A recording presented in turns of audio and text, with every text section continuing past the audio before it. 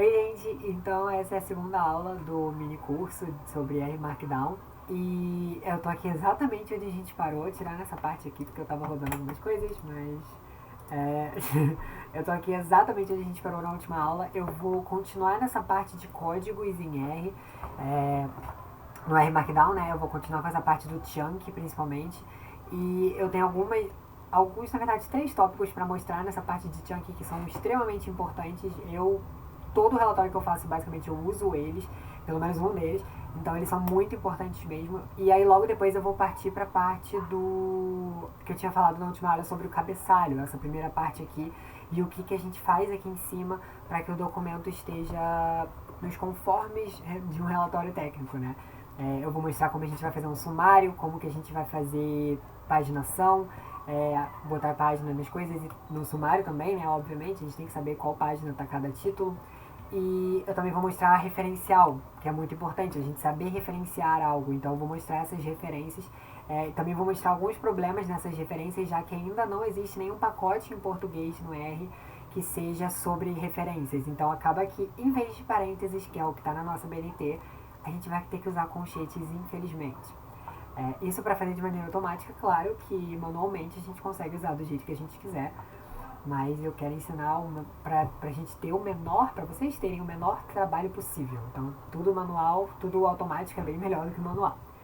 Mas, nossa, quando eu desço, dá uma travada assim, eu espero que pra vocês não. Mas se deu, ok, eu não escrevi nada ainda, então tá tudo bem. Voltando na última aula, a gente viu essa parte do chunk, dos códigos, né, que o chunk eu chamo essa parte cinza, e dos códigos inline. Então, para esse chunk, que é esse três crases R, que são essa parte cinza no gráfico, a gente tem 3 principais parâmetros. Então, eu vou complementar esse gabarito. Eu provavelmente, junto com a aula 1, já vou botar o gabarito complementado, mas eu vou passar agora essa parte.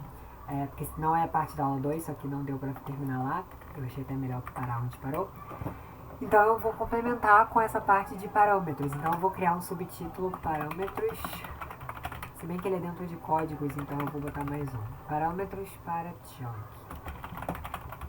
Que é esse que a gente tem em cima. O primeiro parâmetro que eu quero mostrar é o include. Então eu vou criar um tópico aqui, include.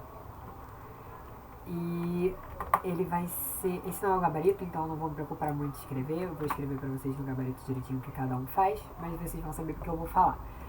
Pra gente colocar esses parâmetros no chunk, a gente vai escrever do lado desse Rzinho que já vem gerado pra gente. Sem vírgula, sem nada. Então a gente vem aqui do lado do R, dá um espaço e já escreve o comando que a gente quer. Nesse caso a gente vai usar o include. O include default, que é o padrão, é o true. Todos os parâmetros que eu vou mostrar pra vocês, o default é o true. Então, a gente sempre eu vou mostrar pra vocês como é que é o false, que é o diferente do que a gente viu anteriormente. Porque o true já tá lá. Então, eu vou botar include igual a false. E agora a gente vai ver o que vai acontecer. O include, ele é o que a palavra diz mesmo. Ele vai incluir. Ele mostra se vai incluir ou não. O padrão é true, então a gente inclui. Como eu botei false, ele não vai incluir. Então esse chunk não vai aparecer no nosso relatório. A gente viu na última aula ali o alpha igual a runif1 e o plot, eles aparecem no nosso relatório. Aparece tanto o alpha quanto o plot e embaixo dos códigos aparece o output, então aparece o gráfico. Nesse caso, ele não vai aparecer essa parte de cima, mas o include, ele tem ele computa.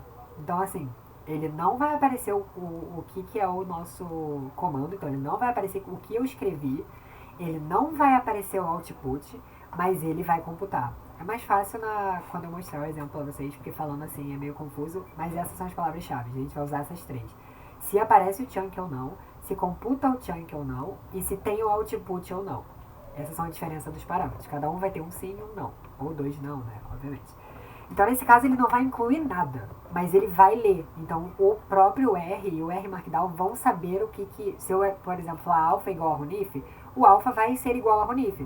Mas ele não, se eu botar pra ele printar o alpha, tipo, imprime o valor de alpha, ele não vai imprimir, porque ele não tem output e ele não vai aparecer o código.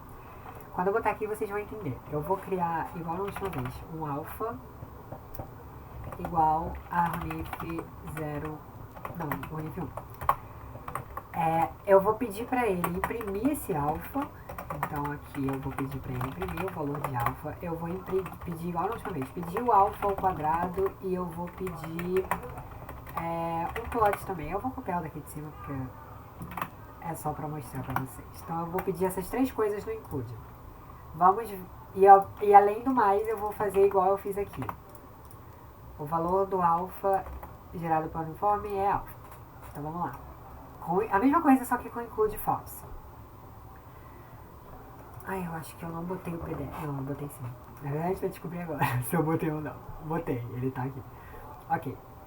Então a gente tem aqui, lá embaixo, include, que é o que eu criei, nada. E aí ele falou o valor de alfa é 0,1976, sei lá o que. Então, ele não mostrou nada disso daqui. Oh, meu Deus, eu abri um monte de coisa aqui. Ele não mostrou absolutamente nada dessa parte. Nada. Nada disso apareceu no nosso relatório. Mas, como que ele falou que esse valor de alfa era 0, já esqueci, mas 0,19 alguma coisa, não sei. E ele falou, então ele computou esse valor de alfa. Eu botei o mesmo alfa que eu tinha botado em cima, você pode estar pensando, mas o alfa pode ser o alfa anterior. Então eu vou botar um alfa, alfa 2, por exemplo. Então aqui vai ser alfa 2. Aqui tanto faz, porque não vai printar do mesmo jeito, mesmo sendo o anterior ou sendo esse agora. Então agora a gente vai ver, alfa 2 não foi criado antes. Alfa foi, então eu tive que ter pensado nisso, mas eu pensei depois. Alfa foi criado, mas a gente pode ver aqui que alfa 2 é a primeira vez que eu mexo nesse alfa 2 e não apareceu nada.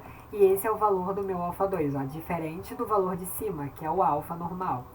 Então ele computa, ou seja, o alfa existe, o alfa 2 existe. Ele não mostra o chunk, não tem essa parte aqui, ó, que eu chamo de chunk, é essa parte aqui. Ele não mostra o código que eu fiz e ele não mostra o retorno. Ele não mostra o gráfico, ele não mostra esse print alpha, ele não mostra retorno, que é o output. Então esse é o include igual a false. O segundo é o echo. O segundo é o echo ou eval? Não, o segundo é o eval. Vou manter a ordem que eu fiz no gabarito. O segundo é o eval.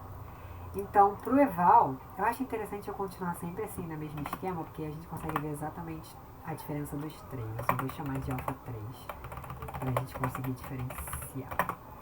Então, o eval, ele vai ser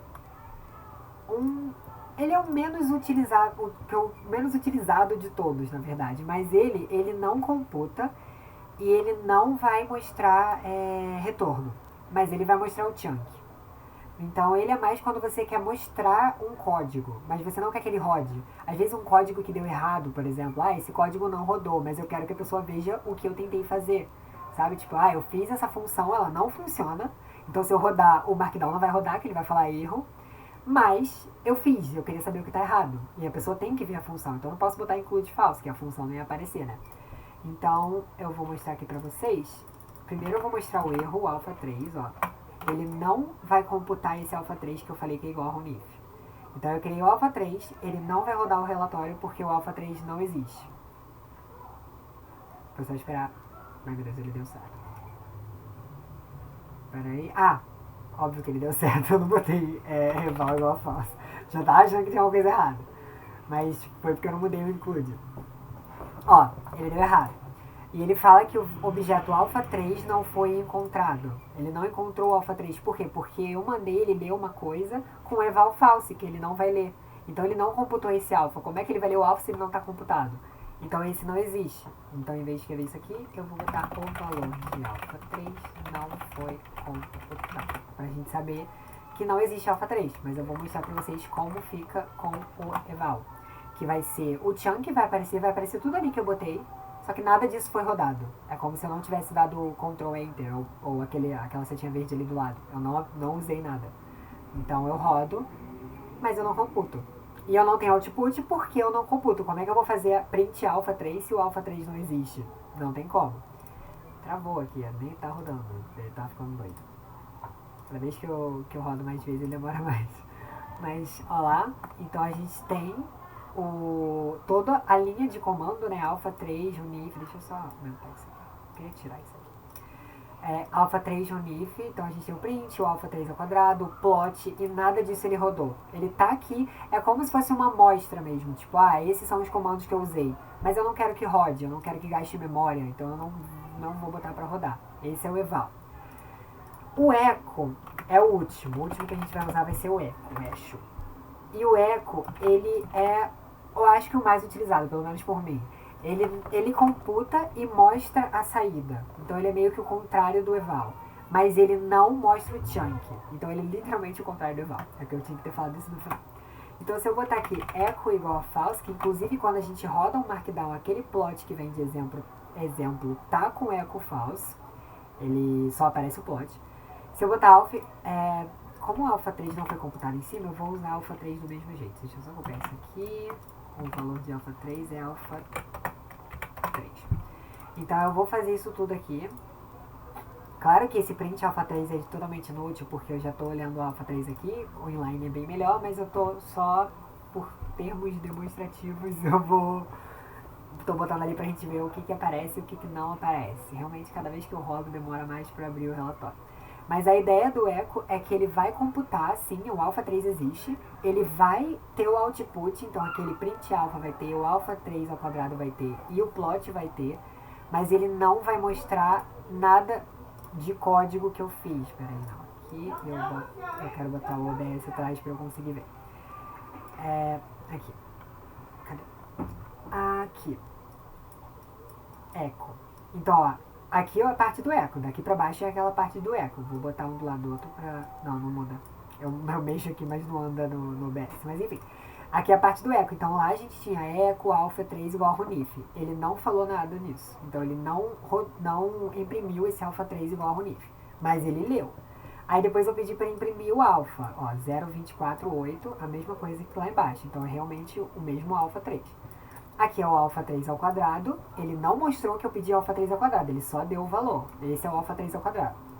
E o gráfico, que inclusive é uma das maiores utilidades do echo, é o gráfico. Porque muitas vezes a gente faz um gráfico com um monte de comando que a gente não precisa mostrar. Obviamente, claro, se a gente for fazer um apêndice, a gente bota lá os comandos que a gente fez, que a gente usou no gráfico no apêndice. Mas no meio do relatório, tipo, o gráfico retornado a seguir, ou o gráfico mostrado a seguir, ou o gráfico a seguir mostra que. E aí a gente está explicando o que aquele gráfico é. A gente não vai, a seguir vai ser o comando e depois o gráfico. A gente não mostra isso, a gente mostra direto o gráfico. Então, esse echo false é bom por isso. Ele não vai mostrar o comando, mas ele vai rodar o gráfico. Caso contrário, a gente teria que salvar a imagem do gráfico e fazer aquela leitura de imagem, né? Exclamação, com cheio de parênteses e pegar a imagem do nosso computador. Mas com echo false é como se eu tivesse colocado uma imagem ali. Porque eu rodei o comando, pode ser 60 linhas ali de gráfico e vai aparecer só o retorno daquilo que eu fiz. Então vai aparecer só o gráfico. Tem mais alguns que eu vou mostrar. Esses são os 3 principais para manipulação, né, dessa parte do chunk. Mas tem 2 que é importante falar, que é o warning. Então às vezes a gente gera um comando que dá warning, né? Quem programa sabe. Tipo, aviso, esse número é, sei lá, negativo e você está tentando fazer raiz. Isso vai dar erro, não vai dar warning. Mas enfim, tem alguns avisos que a gente tem. E ele, como se a gente não usar include nem eval, que são os que não tem o output, se a gente usar, por exemplo, o echo, que tem output, ele vai retornar o warning, que é o que retorna ali no nosso console, ali embaixo, no console. Então, tipo assim, ele vai ter o warning. E o que a gente faz é tirar o warning. Então, a partir do segundo, no primeiro eu falei que não usa vírgula, e não usa mesmo. Mas a partir do segundo a gente tem que separar por vírgula. Já tem até milhões de exemplos aqui, que são coisas que tem muitas que eu nem sei o que faz ainda. Mas a gente pode, por exemplo, botar aqui, ó, o último, warning igual a false. O default é true, então o padrão é true. Se tiver um aviso ele vai mostrar. Mas se eu botar esse warning false ele não vai mostrar. E às vezes o aviso é realmente um aviso, então ele não atrapalha o nosso código. Ele só fala, ó, isso aqui pode estar errado. Às vezes não está errado, você confere e você vê que não está, mas o R entende que esteja. Então você tira, porque você não quer que a pessoa que leia seu relatório veja que tem um warning ali, uma atenção, tipo, ó, isso aqui pode estar errado, você não quer mostrar isso. Então você bota um warning false. Também tem message false, são os 2 que eu queria mostrar. Eu não consegui criar algo com warning, mas essa é a ideia. E message é a mesma coisa, só que às vezes a gente tem um comando que retorna mensagem em vez de warning. Então, né, warning, é mensagem mesmo, tipo, o valor de alfa é tanto, o p-valor foi tanto. Às vezes a gente usa comando que nos retorna mensagens no console ali para mostrar pra gente algo que ele calculou. E às vezes a gente não quer que essa mensagem apareça lá. E a gente bota message false, então ele não vai aparecer mensagem. Às vezes tem umas mensagens, uns erros que aparecem quando a gente roda alguma coisa. Então o ideal, quando eu não quero que apareça nada além do cálculo, ou nada além do valor de uma variável, nada além do gráfico, eu boto os dois. Então eu venho aqui, message false, warning false. Então eu costumo... Ui, travou. Eu costumo botar os dois. Quando eu não quero que apareça nenhuma mensagem das coisas que eu estou fazendo. Tá, agora a gente vai para a parte que interessa, que é a parte dos relatórios. Não que isso não interesse, mas a gente vai para a parte dos relatórios, que é a parte da aula mesmo. Eu já criei um comando, um novo Markdown, um novo arquivo em Markdown, né, RMD. Eu não dei nome ainda, mas eu já criei. Essa parte aqui no gabarito não tem nem o message nem o warning, então eu espero que vocês tenham entendido. Eu não botei, e eu já salvei o gabarito, já até botei no Classroom, só tá invisível para vocês por enquanto. Mas, então, não tem essa parte, mas é 2 comandinhos básicos. Então, eu espero que tenha ficado claro. Eu vou salvar e fechar. Então, eu já criei aqui o nosso script de hoje, né? O nosso RMD de hoje. Aula 2, hoje não é dia 11, eu esqueci de mudar isso aqui, 19, 20, 21, então hoje é dia 21. E vamos lá. Hoje a gente, como eu falei, eu já apaguei aquela parte daqui e hoje a gente vai mexer aqui. Então a gente vai mexer basicamente nessa parte de cima. Deixa eu só voltar aqui pra cá. A gente vai mexer nessa parte de cima. Eu já gerei um documento em PDF, eu já vou salvar ele aqui na aula 2, eu vou chamar de aula 2 PDF. Mas eu vou mostrar hoje, que eu não fiz na última aula, também em HTML. Então eu vou gerar uma aula 2. Essa aqui vai ser a aula 2, porque eu vou salvar como HTML. Então eu vou gerar uma aula 2 HTML, vou apagar tudo isso aqui, vou botar dia 21. E eu vou salvar como aula 2 HTML. Eu acho que eu nem testei, mas eu botei o Docs pra aparecer, eu acho que apareceu. Eu espero que tenha aparecido. Que aí vocês conseguem ver que eu tô salvando, como que eu tô fazendo, caso vocês queiram fazer igual. HTML e PDF são, como eu disse, a formatação é igual, os parágrafos são iguais, hashtag, o negrito, é tudo igual. Tudo que eu dei na aula anterior é igual. Só que aqui em cima, nessa parte, hoje que a gente vai mexer nessa parte do cabeçalho, tem algumas particularidades de cada um. Então, por isso que eu vou mostrar os dois hoje, especificamente, né? Pra gente conseguir ver essas particularidades que cada um tem. E o R trava toda vez que eu abro outra coisa. Então, vamos começar pelo PDF, que é o que a gente já tinha usado na última. Eu só vou abrir aqui no meu computador porque eu esqueci. Pronto. Então, tá. A gente vai mexer a partir do output. Dali pra cima, a gente mexe aqui mesmo, a gente apaga aqui, a gente bota outra coisa. Mas a gente vai mexer nessa parte do PDF, do documento PDF. Então isso aqui, a primeira coisa que a gente vai fazer é mandar isso aqui pra baixo. E a primeira coisa que a gente vai fazer também é o nosso sumário. Que a primeira coisa que eu quero fazer é o nosso sumário. Então a gente manda isso aqui pra baixo e bota 2 pontos aqui. Esses 2 pontos eu mandei pra baixo, então ele tá dentro de output. Eu mandei pra baixo com o tab. Se eu mandar pra baixo coladinho ali, ele não vai aparecer. Isso é a hierarquia do tab, igual a gente tem a hierarquia de título, né? 1 hashtag, 2 hashtag. Então, ele vai pra baixo com o tab. Agora eu vou editar o meu documento PDF. Então, também, tudo aqui embaixo, tudo que eu vou fazer agora no início, é com o tab. Quando eu dou espaço ali, ele já dá esse espaçamento. Então, o nosso sumário. O sumário é a coisa mais simples do mundo de se fazer.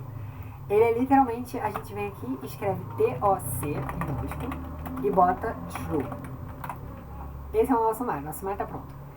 Ele vai considerar todos os títulos, todos os hashtags que a gente botou, e ele vai, TOC do inglês é tabela de conteúdo, então ele vai criar uma tabela de conteúdo com todos os títulos que a gente tem. Eu vou só mostrar como tá até agora, então eu vou botar aqui título 1, título 2, e aqui um título 2, aqui vai ser o 1.2. Então eu vou dar um knit e a gente vai conseguir ver aqui certinho que ele já tem um TOC, eu acho, porque eu não botei o... Não, mentira, ele já vai ter sim. Eu não botei as outras informações, mas ele já vai ter. Então a gente já tem aqui, ó, o título 1, o título 1.2 e o título 2. E se, óbvio, tá tudo na mesma página, então tudo aqui na página 1.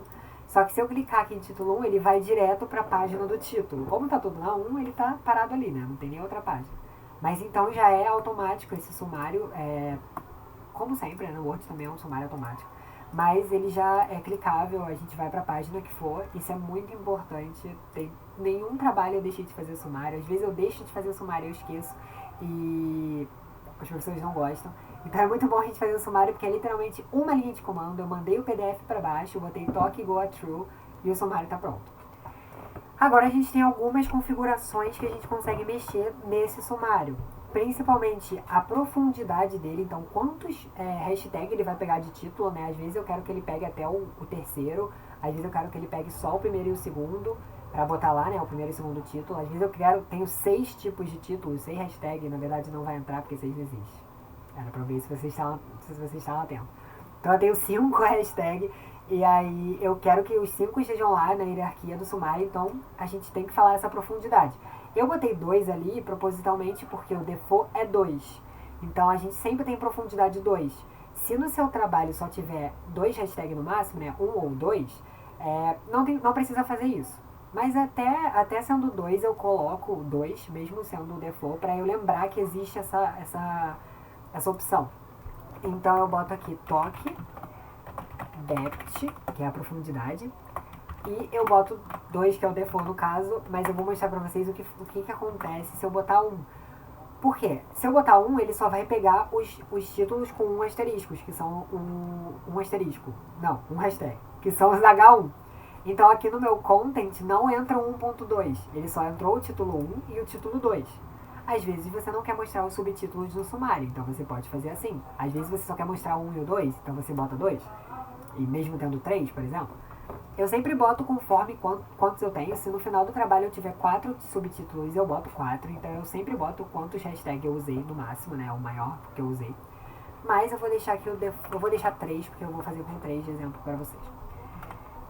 E depois, por último, nessa parte, que não é sumário, mas essa parte organizacional do nosso trabalho, a gente tem o número, a numeração de sessões. Então a gente tem o number sections, que é true ou false. Então ele é binário, a gente vai ser sim ou não. E o que ele faz? Ele faz o que a gente está acostumado quando a gente lê algum trabalho. A introdução sempre tem introdução. E aí a metodologia, 2, metodologia. E aí 1.2, 1.3, ele já bota isso. Então, óbvio que o meu título 1 tá ali de exemplo, mas nunca a gente vai chamar algo de título 1. Então seria ele, por exemplo, introdução. Já vou mudar até para ficar mais fácil. Então e ele bota esses números automáticos de acordo com o subtítulo que a gente tem. Ele sabe que o 1.1, aqui eu botei 1.2 errado, inclusive é 1.1. Viu? Ele sabe que aquele é o primeiro subtítulo do título 1, então ele já bota 1.1. Se eu tivesse outro embaixo, que seria o 1.2, ele ia botar 1.2. Então, eu só vou mudar algumas coisas aqui para ficar mais fácil, porque, né, o nosso esqueleto de um trabalho científico é basicamente esse. A gente precisa de uma introdução. Eu vou botar poucos aqui só para ficar mais fácil. Metodologia. Aí na metodologia eu vou criar o método 1. Esse é um exemplo, né? Seria um método. Só que é porque eu quero criar profundidades e eu vou botar a teoria do método 1 e a aplicação. E eu vou fazer isso 2 vezes pra gente ver como fica. Então a gente vai ter o método 1 e o método 2, a teoria e a aplicação. No 2 eu também vou criar problemas. O 2 tem alguns problemas, então a gente tem que ter umas soluções. Depois disso eu volto pro meu título 1 de novo e eu vou botar a aplicação dos métodos em problemas reais. Então a gente vai ter uma aplicação em problema real. Nada disso eu vou preencher, eu só estou criando os títulos pra gente conseguir ter direitinho. E eu vou criar a conclusão, que é ou considerações finais. Considerações finais. Também tem trabalhos futuros, alguma coisa assim. E no fim eu vou criar, na verdade eu vou mostrar depois o fim, que eu vou fazer a parte de citação e referência. Então aqui, vamos lá, conforme a gente tem esse cabeçalho aqui, o que vai acontecer? Vai ficar muito da hora. O nosso trabalho fica bem legal assim. Olha lá. é bom que já pula para a parte de baixo, né, o resto, então fica realmente a primeira página com o sumário. Então a gente tem aqui a introdução, se eu clicar vai para a página 2, se eu clicar em qualquer um vai, né, porque tá tudo aqui. Aí a gente tem, deixa eu aproximar. Ui, não, eu vou tirar isso aqui. A introdução, a metodologia, a gente tem o método 1, que está dentro de metodologia, a gente tem a teoria, que está dentro do método 1, que é a nossa profundidade 3. Então ele separa tudo direitinho um dentro do outro e ele bota o número na frente, que é aquele number sections. Então é bem legal. Aqui está um embaixo do outro, mas no caso a gente teria um negócio bem grande, né? Porque a gente tem que encher esses títulos com o corpo. Então, é essa a ideia. Vocês viram que agora que eu botei muita coisa, ele pulou para a parte de baixo porque o sumário ficou grande. Mas eu sempre gosto de ressaltar esse new page, que é do LaTeX, eu falaria amanhã, mas é muito importante a gente colocar o new page. Agora eu vou me ferrar, então eu tenho que procurar na internet uma barra invertida, que o meu teclado tem problemas. E eu não usei barra invertida ainda, mas eu faço isso bem rapidinho. Aqui. Então eu tenho a barra invertida e eu tenho new page. É só isso. Só isso a gente cria uma página nova. aqui já estava a página nova, eu nem vou rodar. Depois eu crio outra ali embaixo e mostro pra vocês. Porque aqui já estava em nova, então não vai mudar nada. Mas eu sempre, assim que acaba o cabeçalho ali em cima, depois desses 3 pontinhos aí, eu já boto new page, porque aí o primeiro vai ser só pro sumário. Às vezes o sumário é muito grande, ele ocupa 2 páginas, né? Então, assim que acabar o sumário, ele já começa numa nova página o trabalho. Isso é muito bom porque a gente não quer que acabe o sumário e já tenha ali um título, introdução, horrível, né? Então, é uma questão mais estética. Depois disso aqui, a gente tem algumas coisas que são da ABNT, que eu queria falar pra vocês. Mas antes disso, eu quero mostrar pra vocês um highlight, que é aqui também. Depois na ABNT a gente não vai fazer mais dentro desse PDF document, então não vai ser dentro do documento PDF. Então, por último, a gente tem aqui dentro o highlight. E ele tem várias opções. Eu escrevi todas elas aqui, mas eu botei no... Eu não estruturei no gabarito dessa porque ele é mais difícil, porque ele é muito no cabeçalho, né? Então não é no corpo. Mas eu botei aqui e eu vou olhar alguns aqui. No highlight a gente tem o default, que é o normal que a gente está acostumado. O que é esse highlight? Que eu devia ter falado já. Ele é como vai ficar o nosso chunk. Então eu vou até criar um chunk aqui na introdução, que a gente vai conseguir ver certinho como que ele tá. Então eu vou te falar que alfa é igual a esse. E aí eu vou botar um highlight bem diferente pra gente conseguir notar a diferença. Então vamos ver como tá agora. E depois eu vou botar um highlight bem diferente, que é um preto, assim, mais ou menos. Que a gente vai conseguir ver... Deixa eu só parar de olhar no celular. Aí a gente vai conseguir ver certinho, deu errado aqui. Eu não botei o nome. A gente vai conseguir ver certinho qual é o normal e quais temas a gente tem. Que eu posso até copiar e botar ali na introdução pra vocês irem vendo enquanto eu mexo. Ó, esse é o nosso normal. É uma barra cinzinha igual ali no chunk no meio do branco. A gente tem os seguintes temas. Eu vou copiar aqui e vou colar aqui pra gente ver. Ó, esses são os temas que a gente tem de highlight. Veio com umas aspas meio doidas, mas é porque eu usei no próprio Markdown pra fazer isso. Mas enfim, isso aqui não tem problema não. Eu vou mostrar pra vocês o que eu falei que é bem diferente, que é o Zenburn. Aí dá pra ir testando vários, por exemplo, o monochrome ali, que é o monocromático, ele deixa sem nada. Então é como se a linha tivesse é da mesma cor, então vai ficar nesse branco aqui mesmo, não vai ter aquele cinzinha. O Zenburn ele deixa escuro, ele fica nesse cinza escuro com cores diferentes em amarelo. Então vai ter o alfa igual a 2. Então isso é quando a gente quer destacar alguma coisa, a gente usa isso. Claro que eu botando ali em cima no PDF document, ele vai botar em todos. Então todos os chunks do meu documento de PDF vão ter essa cor. É uma coisa extra mas a gente vai ter várias coisas extras que hoje a gente vai mexer basicamente naquele cabeçalho. Então eu vou deixar assim por enquanto. E agora a gente vai para as normas que a gente tem que ter. Então a primeira coisa que a gente tem que ter é o espaçamento, que é uma coisa que eu aprendi no 6º ano do ensino médio, no ensino fundamental. E desde daí eu até mudei o default do meu Word, porque eu não sei porque o espaçamento dele não é 1.5, todo mundo sabe, eu acho que é senso comum, né? E eu acho que a gente aprende bem cedo que o espaçamento é 1.5. Então aqui a gente bota o tamanho da linha, que é basicamente em português o espaçamento. Então a gente vai ter aqui o tamanho da linha. Nossa, não tô enxergando nada de longe já. E vai ser 1.5, que é o que a gente está acostumado. A gente bota EM porque é a unidade de medida, só que em inglês. Então vai ser 1.5 EM. Esse EM é sempre importante, mas para testar eu sugiro até que vocês mudem 2.0, 1.8, para vocês verem como vai mudando. Eu rodei à toa, não vai mudar muita coisa. Eu vou até pegar um texto. Eu não tenho nenhum texto aqui.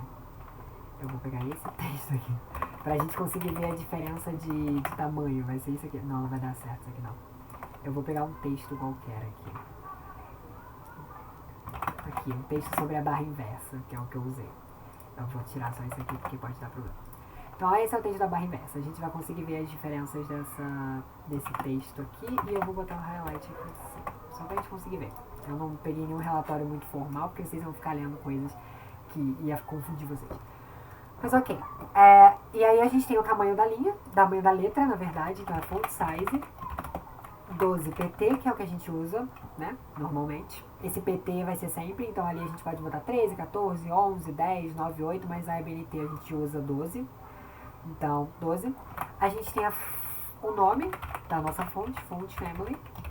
Então pode ser Arial, Times New Roman, que são as duas da ABNT, mas pode ser Calibria, pode ser... Eu acho que é Calibria o nome, né?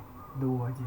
Calibre, alguma coisa assim. Pode ser qualquer uma que tem lá no Word. Algumas não tem aqui, por exemplo, Arial Black não tem aqui. Mas isso é na tentativa e erro. Então, eu uso sempre Times New Roman. Eu não gosto da Arial porque eu acho ela muito grande. Então eu uso Arial quando eu quero encher linguiça, né? Tipo, nossa, tão pequeno isso aqui. Aí eu boto Arial que ela aumenta bastante.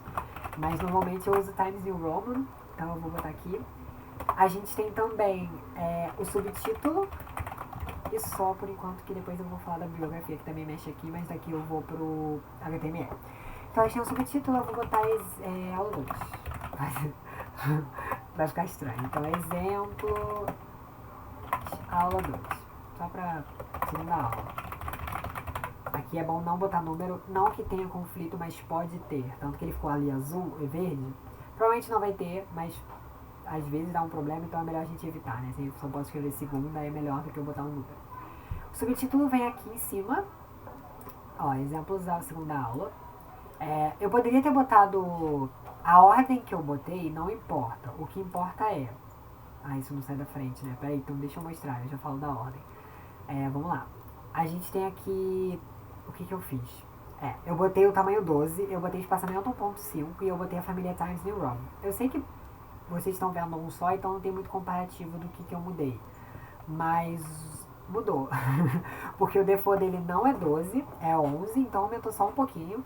O espaçamento default é 1.3, também foi uma coisa que mudou pouco. A letra default eu acho que é Calibre, eu não sei o nome certo. Igual a do Word, a default do Word. Então mudou um pouquinho, eu posso botar aqui um espaçamento, um tamanho 20, mas eu acho que não funciona.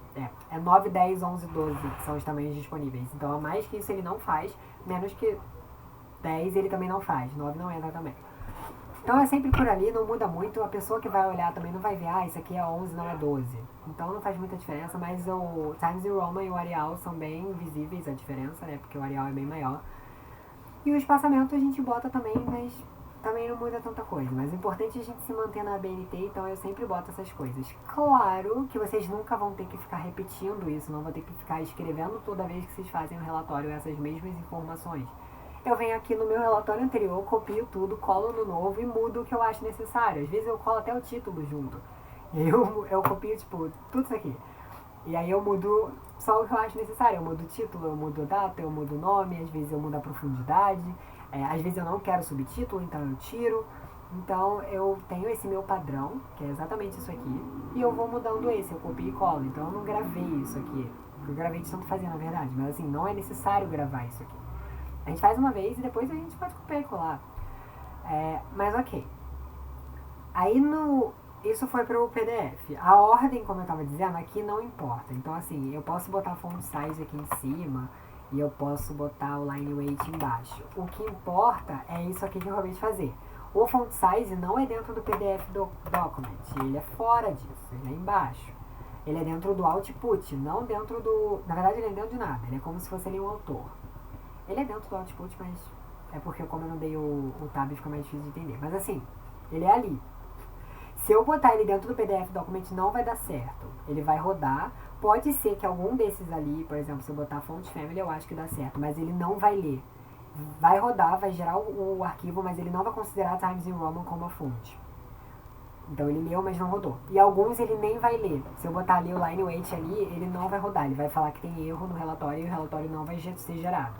Então, dentro do PDF Document, na aula de hoje, né, por enquanto, a gente vai usar o TOC, que são as duas coisas de TOC, né, que é o TOC e o TOC Depth, numerar sessões e o highlight. São esses três que a gente vai usar. Daqui, a gente vai para o HTML. Eu já tenho o HTML gerado aqui, eu vou copiar só tudo isso aqui para ficar igual a gente conseguir ver, porque eu também não mostrei na última aula a diferença do HTML. Então a gente vai conseguir ver agora a diferença dos dois. Então, vamos lá, eu tenho 10 minutos, eu achei que essa aqui ia ser mais rápido. A mesma coisa que a gente fez em Preto Coisa, a gente vai mandar o 2 pontos e vai mandar ele para baixo. E aqui a gente vai ter algumas informações.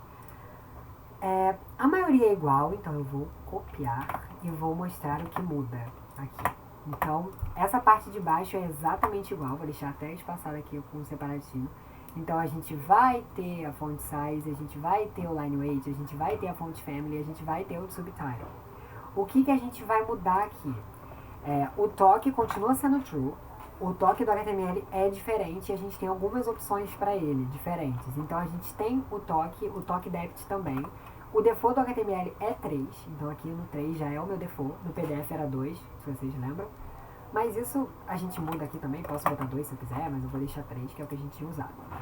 E o número de numerar sessões também é true, é a mesma coisa. O que a gente pode fazer no HTML que a gente não pode fazer no PDF? A gente pode criar um índice que ele se chama flutuante.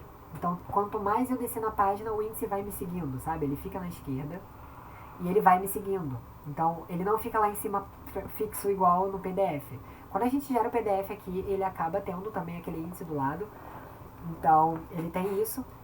Mas o índice do float, ele é um pouquinho diferente, vocês vão conseguir ver. Eu só vou gerar aqui exatamente como a gente fez no PDF para a gente ver exatamente quais as diferenças. Eu nem mostrei um HTML para vocês ainda. E, inclusive, por isso que ficou tudo preto, eu tenho que criar uma nova janela para mostrar o PDF para vocês. Então, peraí. Eu vou criar uma nova janela aqui rapidinho. HTML. E ela vai ser isso aqui. Pronto. Deixa eu só deixar aqui. Vai ficar meio preto aqui onde eu tô, atrás de mim assim, mas não tem muito problema. Vamos lá. Então essa é a parte do HTML. Ó, aqui tá o nosso toque. Ele é um pouco diferente do que a gente viu lá no PDF. Eu disse na primeira aula, eu acho que eu disse, que o PDF é muito mais bonito. Ainda mais a gente que não está mexendo ainda nessa parte de fazer sites, que a gente consegue configurar bonitinho o HTML, ele fica assim meio xoxo. Então a gente tem aqui, ó, eu mandei pular a linha, criar uma nova página, né, entre a coisa e a introdução, mas a gente não tem nova página, porque aqui é tudo uma página só, tanto que os links do sumário não são links com números, né, não tem introdução, página 1, metodologia, página 2. São links mesmo, a gente clica e a gente vai para o lugar que eles estão, porque é uma página corrida. Quanto mais eu escrever, maior ela vai ser. Mas não significa que a gente vai ter página, a gente não tem paginação. Paginação existe, né? Então a gente não tem isso.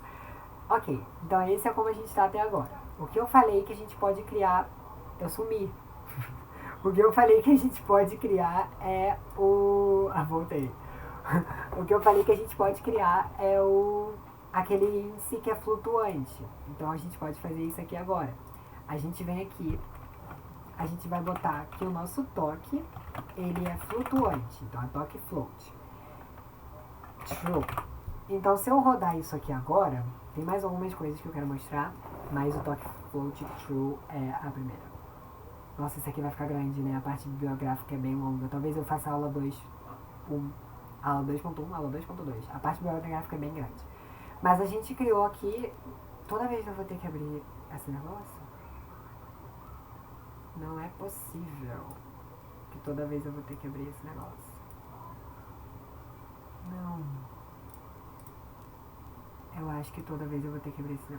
Não, ele tá como se fosse o R. Não, essa parte não, essa parte não, essa parte não. Ai, meu Deus. Espera aí um minuto, gente. Eu vou consertar isso. Voltei, eu resolvi. Eu tenho 5 minutos pra acabar, então vamos lá, sempre correndo com o tempo. Mas essa aula eu realmente vou ter que dividir em parte 1 e parte 2. A parte bibliográfica deve ser uns 20, 30 minutos pra eu explicar, porque a gente vai. Ela é um pouco mais complexa. Então eu vou deixá-la pra parte 2. Mas ok. Então eu fiz aquele float, né? O índice flutuante, e a gente vê que ele tá aqui do ladinho.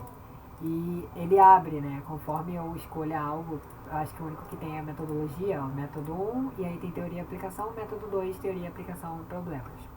É, então ele fica aqui do lado, se minha página fosse bem grande, ele ia descendo junto comigo, ele não tá descendo junto comigo porque a página acaba aqui, mas ele fica sempre aqui do ladinho, e é isso. O que eu posso fazer a partir daqui eu posso deixar ele sempre aberto, ó, eu tô clicando, ele tá abrindo, mas eu posso deixar ele sempre aberto, eu vou mostrar pra vocês. A gente vem aqui, a gente apaga esse true, que ele já vai existir, a gente bota collapsed, e a gente bota false, então ele vai colapsar, ele não vai colapsar. Smooth, control, scroll, vai ser false. Eu acho que esses são os default, eu acho que eu anotei o default, vamos ver agora. Se for default, a gente só bota true ali e a gente vê o que acontece. Não, tava certo. Então a gente... Bugou tudo aqui. Tá, então a gente consegue ver aqui certinho o que fica tudo aberto, né? Então a gente não abre mais, então é só a gente adicionar esse collapsed false. O collapsed false que faz ele ficar sempre aberto. Se eu botar true, ele vai fechar. Esse smooth scroll é quando a gente... Sabe quando eu tava clicando ali pra abrir e ele abria bem devagarzinho, tipo, bem levemente, assim, ele não pá, abria do nada? Esse é o smooth scroll. Se eu deixar o collapsed true, daquele jeito que eu clicava e abria, e o smooth scroll false, aí ele abriria de uma vez só. Eu clico e ele aparece os outros. Mas eu acho... Quando eu quero usar os dois true, eu uso ou os dois true ou os dois false. Então quando eu quero usar os dois true, eu não preciso nem botar, porque é o default, então é só botar talk float igual a true, 2 pontos true. E quando eu quero usar os dois false, aí eu tenho que escrever que os dois são falsos. Então isso que a gente tem aqui no HTML. E outra coisa que a gente tem no HTML é o tema. Aí ele não está dentro de talk float, ele está dentro do HTML, então eu volto um tab. E a gente tem tema. Os markdowns em HTML, ele tem vários temas. Eu vou escrever os temas aqui também. Eu vou botar no gabarito, provavelmente nessa parte de introdução, assim, aí eu escrevo temas, ou na metodologia, enfim, eu vou enfiar em algum lugar ali. Tanto os temas do highlight que já estão aqui, mas eu vou botar no gabarito, quanto os temas do HTML que eu também tenho aqui. Eu vou escrever para mostrar algum para vocês aqui, mas eu vou deixar aqui que eu lembro que esses são os temas. Depois eu vou formatar direitinho. Então esses são os temas do HTML. O que eu gosto de usar é o Readable, mas ele não parece muito... como é que fala? Técnico. Ele não é muito profissional. Ele parece mais assim uma coisa... É bonito, entendeu? Mas ele não é tão profissional assim. Não é uma coisa sem graça. Profissionais são sem graça. Então, ele é assim, ó, bonitinho, as letrinhas gordinhas. Mas aí dá pra brincar, procurar os temas. Aqui tá maiorzinho, ó. Você vê que como ficou maiorzinho, o float ali do lado, né? O nosso índice, mesmo quando eu não tô em nada, ó, ele continua ali do lado, ele desce junto comigo. Na verdade ele fica estático, mas é como se ele estivesse descendo junto comigo. Então a gente tem vários temas, coisa que a gente não tem no nosso PDF. A gente tem temas em HTML, são todos esses aqui. Journal, tem um que é escuro, se eu não me engano é esse Darkly, né? Obviamente é Dark. Ele é escuro, eu gosto bastante. Então essa é a diferença do que a gente tem do HTML pro nosso PDF. Principalmente o tema e essa parte do toque do lado ali. Na parte de formatação, eu sempre prefiro o PDF, até porque às vezes a gente quer juntar dois PDFs e um é o do Markdown e um não. Por exemplo, eu faço capa, eu costumo ter capa pronta, né, no Word, então eu faço uma capa e junto no meu arquivo do Markdown, porque a capa em Markdown ela precisa de pacotes para fazer. E os pacotes costumam ser em inglês, então vem tudo escrito em inglês, então eu prefiro fazer uma capa e juntar. No HTML é mais difícil de eu juntar. No PDF eu vou lá no site da internet e junto a capa que eu fiz em um arquivo, que é capa.pdf, com o meu relatório.pdf, fica um junto com o outro, um na frente, o outro atrás, e tudo certo. Então eu acho o PDF sempre mais fácil da gente conseguir manipular. E também é mais bonito, né? Vocês podem ver que até o sumário é mais bonito, tudo é mais bonito no PDF, na minha concepção. Quando a gente for fazer site, a gente vai ver que, né, site a gente não vai fazer em PDF. Então, pra mim, eu uso HTML apenas quando eu tô nessa parte de sites. Mas é isso. Eu vou gravar a segunda parte agora dessa aula. Eu vou botar as duas juntas, mas eu vou tentar fazer em 15 minutos a parte bibliográfica, mas ela é um pouco complicada e eu prefiro que seja total atenção nela. Então eu prefiro fazer outro vídeo, porque aí vocês conseguem ver sem ter visto já 45 minutos de um vídeo.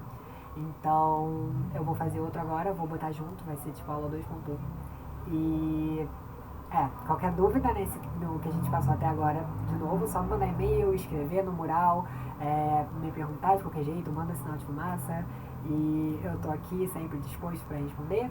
Eu espero que vocês tenham conseguido entender tudo. Mas, a parte bibliográfica é um pouco complexa, então agora se você for ver tudo junto, vai no banheiro, bebe uma água, que a gente vai lá. Não é difícil, só é um pouco mais complexa do que a gente está acostumado, que é só mexer no Markdown. A gente vai ter que mexer em outra ferramenta também. Então, eu vejo vocês lá e até sexta-feira também, né? Vejo vocês tanto na próxima aula agora quanto na sexta-feira. Até mais.